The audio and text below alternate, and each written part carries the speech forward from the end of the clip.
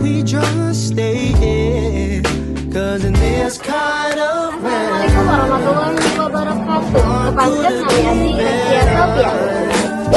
come round Kepanggil kami Abian Sengket. and make yourself comfy. Kepanggil kami Abi Eka. Lay your head on me. Kepanggil nami abdi ada yang berbeda. It's over, 'cause ain't nobody Kepanggil kami Abi Rita. and things Kami Abi Dea.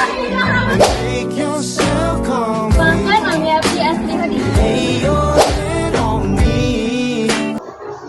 Fotosintesis reaksi gelap.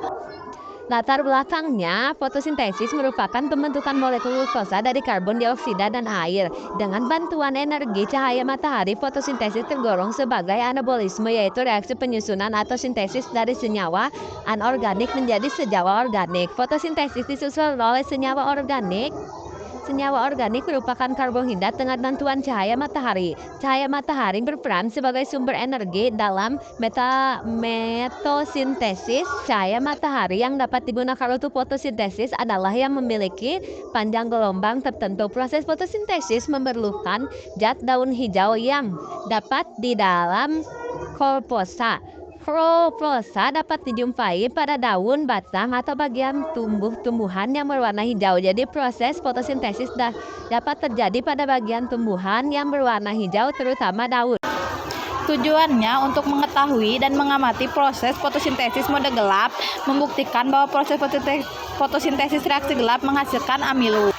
Dan manfaatnya, 1. Untuk mengetahui cara kerja fotosintesis, 2. Mengetahui pengaruh cahaya di fotosintesis. Alat dan bahan. Yang pertama daun jambu, yang kedua alkohol 70% atau 90%, yang ketiga air panas, yang keempat larutan yodium, yang kelima penjepit, yang keenam pemanas kompor.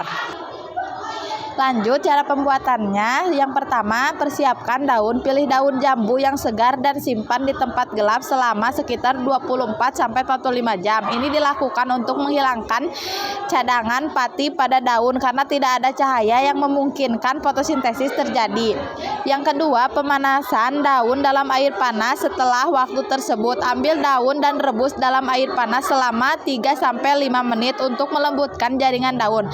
Langkah ini membantu membuka pori-pori dan memudahkan alkohol menghilangkan klorofil nanti. Yang ketiga, perebus daun dalam alkohol. Masukkan daun ke dalam gelas atau benjana yang berisi alkohol, lalu panaskan secara hati-hati. Pastikan proses ini dilakukan dengan hati-hati karena alkohol mudah terbakar.